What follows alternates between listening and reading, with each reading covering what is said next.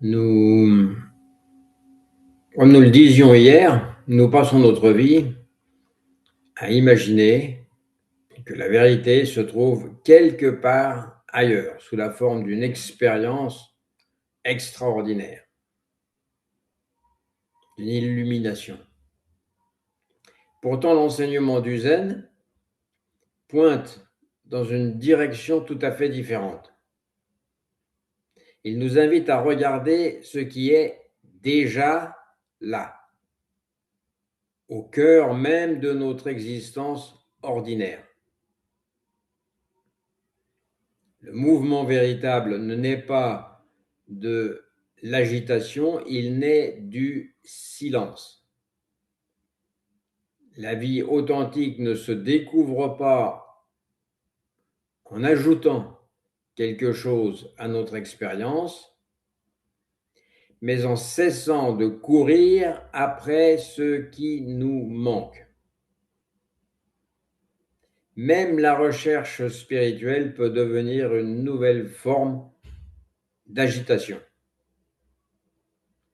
parce que nous voulons progresser, atteindre un état supérieur, obtenir une expérience particulière. Mais plus nous cherchons à saisir la vérité comme un objet extérieur, plus elle nous échappe. C'est pourquoi les maîtres zen proposent quelque chose qui, a priori, paraît déroutant, c'est de s'asseoir simplement. S'asseoir simplement. Ne rien chercher. Ne rien obtenir. Ne rien fabriquer. Ne rien améliorer. Juste être présent. Alors cela semble absurde. Comment l'immobilité pourrait-elle révéler quoi que ce soit? Nous sommes tellement habitués à croire que la compréhension vient de l'action que nous avons du mal à faire confiance au simple fait d'être assis. Pourtant, lorsque le corps cesse de courir et que l'esprit ralentit son bavardage incessant, quelque chose se dénoue. Ce n'est pas une révélation dramatique accompagnée de feux d'artifice, de lumière ou de visions extraordinaires. C'est une simplicité brute, une respiration qui entre et qui sort. Le vent passe dans les arbres, une voiture passe dans le boulevard, une pensée apparaît puis disparaît, et c'est ainsi que nous découvrons une nouvelle dimension. Cette dimension, elle était toujours présente. Mais notre brouhaha intérieur nous empêchait de la voir. Parce que le silence n'est pas l'absence de son. Le silence est ce qui accueille tous les sons sans être perturbé par eux. Le silence est ce qui accueille tous les sons sans être perturbé par eux. De même, l'immobilité, ce qu'on appelle immobilité, n'est pas l'absence de mouvement, elle est ce qui permet tous les mouvements sans jamais être affectés.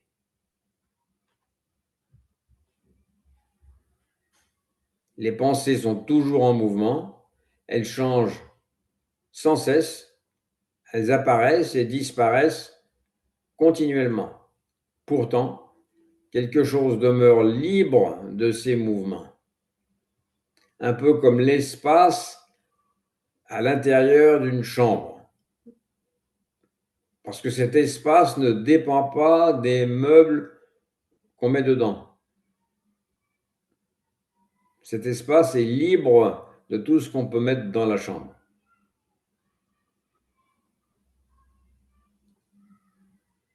Alors, les maîtres zen utilisent des images pour illustrer tout ça, comme celle de l'écran de cinéma. Sur l'écran, sur le grand écran, peuvent apparaître des incendies gigantesques, comme dans le film La Tour infernale, ou des pluies torrentielles, comme dans Singing in the Rain. Pourtant, l'écran lui-même n'est ni brûlé par le feu, ni mouillé par la pluie du deuxième film. L'écran demeure intact, tandis que les images défilent. Notre véritable nature ressemble à cet écran. Les émotions, les pensées et les expériences peuvent passer, comme les scènes du film. Elles peuvent être intenses, dramatiques ou joyeuses, mais elles n'altèrent jamais l'espace dans lequel elles apparaissent.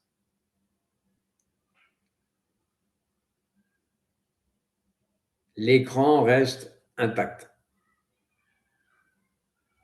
Le problème est que nous nous prenons pour nos pensées. Nous nous prenons pour les projections sur l'écran. Nous nous prenons pour nos émotions, pour nos peurs, pour nos espérances. Lorsque la colère apparaît, nous devenons la colère. Lorsque la peur surgit, nous devenons la peur. Et pourtant, dans la méditation, on voit bien que toutes ces manifestations surgissent spontanément, puis disparaissent spontanément. Rien n'a besoin d'être retenu ni rejeté. Les sons deviennent simplement des sons, les pensées deviennent simplement des pensées, les sensations deviennent simplement des sensations. Voilà, donc cette simplicité est ce que le zen appelle parfois le visage originel.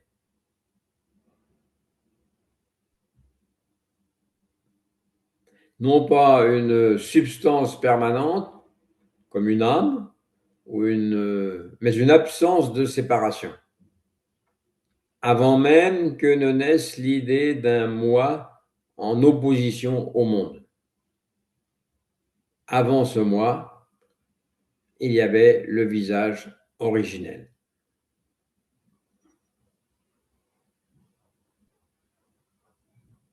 Il n'y a pas moi d'un côté et le reste du monde de l'autre. Ça, c'est ce qui survient après. Lorsqu'une telle compréhension apparaît, même fugitivement, notre rapport à l'existence se transforme obligatoirement. Les difficultés continuent d'exister, les douleurs continuent de se manifester, les joies aussi continuent, rien n'est supprimé, mais quelque chose se détend et se dénoue.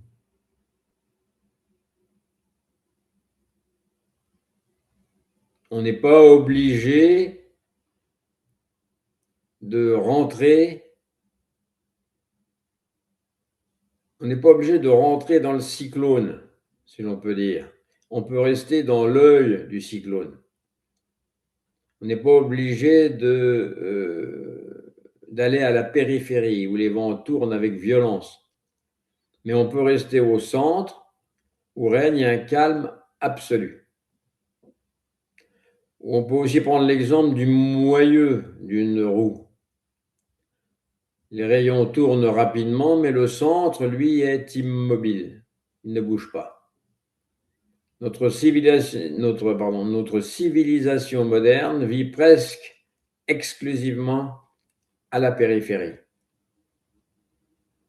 Elle valorise la vitesse, la stimulation permanente et la dispersion de l'attention.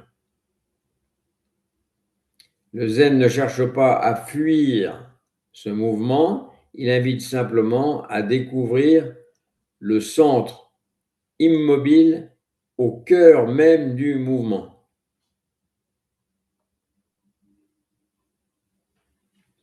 Alors, il est important de comprendre que cette immobilité n'a rien à voir avec la mort ou avec l'indifférence. C'est même exactement le contraire. Parce que lorsque le bavardage mental s'apaise, alors la vie peut redevenir extraordinairement vivante. Lorsqu'on a, en quelque sorte, enlevé tout ce qui freinait la vie, alors la vie peut redevenir extraordinairement vivante. Parce que la couche habituelle de commentaires, de jugements et d'interprétations cesse momentanément de faire écran ou de faire frein. Un maître demanda un jour à son disciple: « Entends-tu la rivière ?»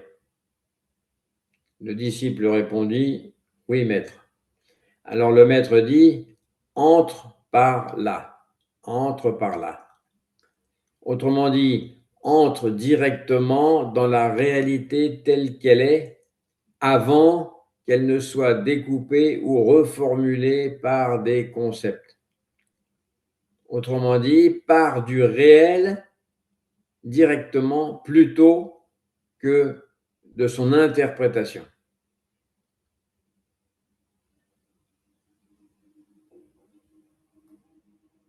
Dans certains monastères, le maître peut frapper le sol avec le kyosaku, ce qui crée un grand fracas.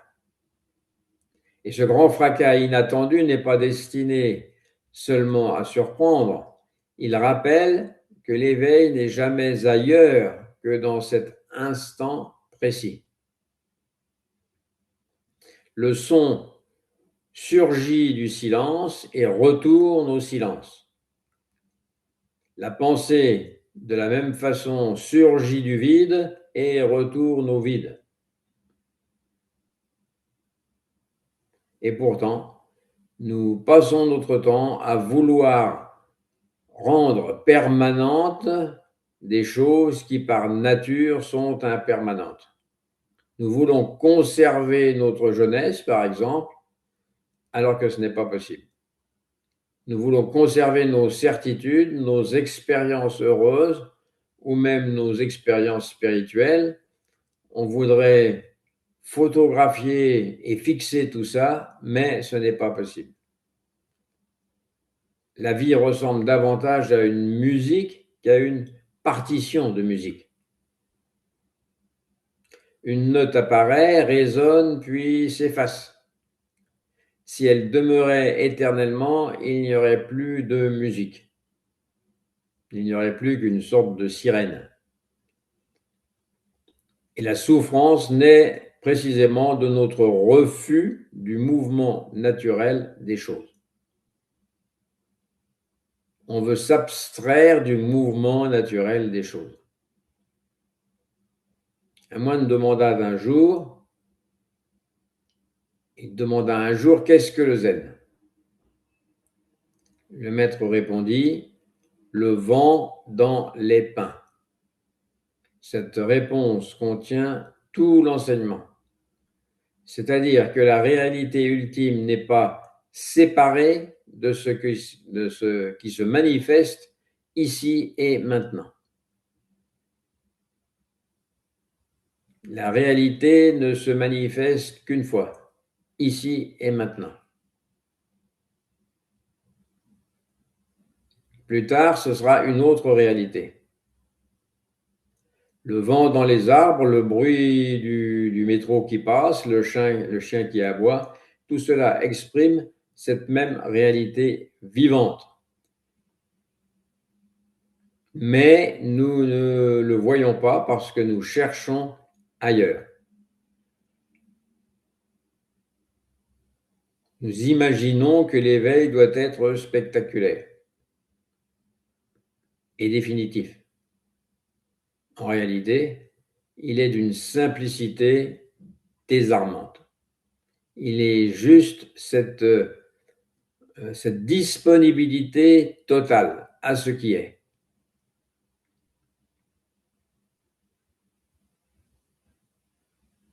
Et ce qui est change d'instant en instant et cette disponibilité reste possible, j'allais dire permanente.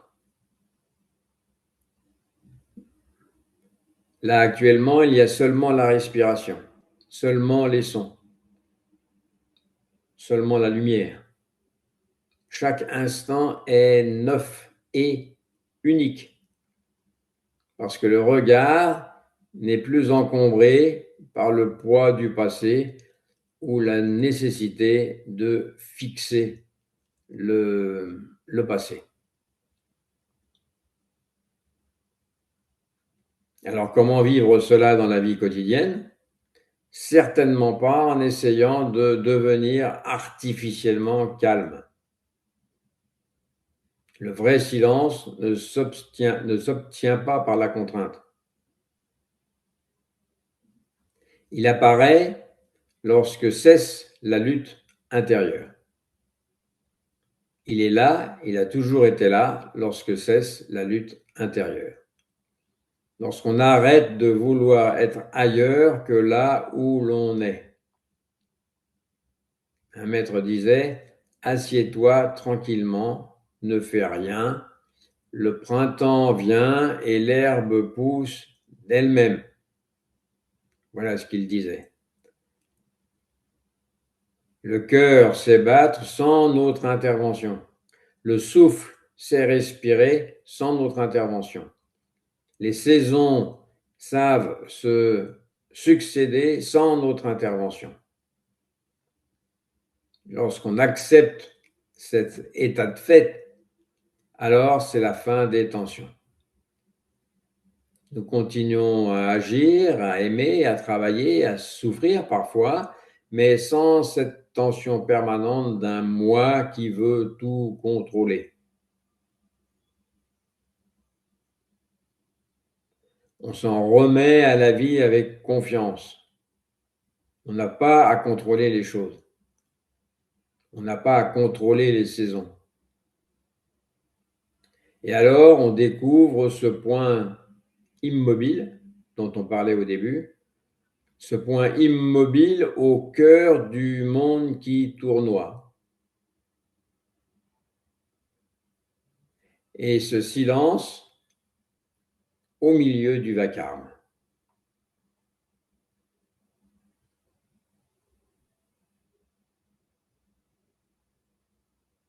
Et c'est dans ce silence au milieu du vacarme et sur ce point immobile au milieu du monde qui tournoie